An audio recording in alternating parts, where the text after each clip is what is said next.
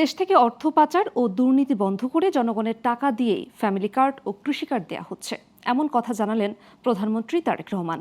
তিনি বলেন, সুবিধাবঞ্চিত মানুষের জন্য বরাদ্দ বাজেট নিয়ে কিছু লোক সমালোচনা করছে। যারা এমন মন্তব্য করেন তাদের জনগণের বন্ধু হতে পারে না। বিকেলে মৌলভীবাজারের শ্রীমঙ্গলের সব কথা বলেন তিনি। বিস্তারিত আওলাদ বাবলুর প্রতিবেদনে। এবার ঢাকা থেকে প্রধানমন্ত্রী যাত্রা চায়ের দেশ শ্রীমঙ্গলে। বুধবার সকালে ওসমানী আন্তর্জাতিক বিমানবন্দরে নেমে স্থানীয় নেতাকর্মীদের সাথে শুভেচ্ছা বিনিময় করেন। প্রধানমন্ত্রী আসার খবরে চা বাগান আর পাহাড়ে ঘেরা শ্রীমঙ্গলের ভিক্টোরিয়া উচ্চ বিদ্যালয় মাঠে ভোর থেকেই জড়ো হতে থাকে হাজারো মানুষ।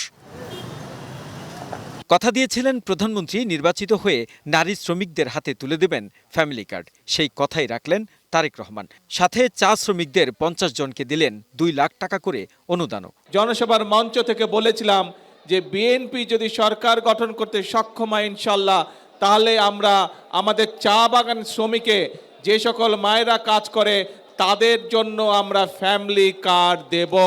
যে আমরা বিশ্বাস করি এই আমাদের প্রিয় মাতৃভূমি বাংলাদেশকে যদি সামনের দিকে এগিয়ে নিয়ে যেতে হয়, তাহলে সকলকে একসাথে আমাদের সহযোগিতা করতে হবে, সকলকে একসাথে কাজ করতে হবে।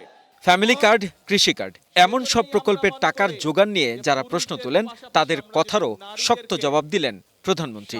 যারা বলে কোত্থেকে আসবে ফ্যামিলি কার্ডের টাকা, কোত্থেকে আসবে কৃষক কার্ডের টাকা, কোত্থেকে আসবে, তাদের উদ্দেশ্যে বলতে চাই, এই জনগণের টাকা আর পাচার হতে দেব না আমরা।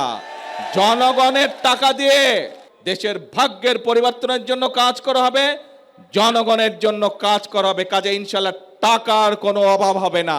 বিএনপি সরকার সুবিধাবঞ্চিত মানুষের কথা ভেবে বাজেট দিয়েছে।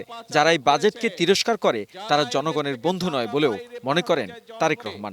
আমাদের প্রতিশ্রুতি হবে একটাই, করব কাজ সবার আগে।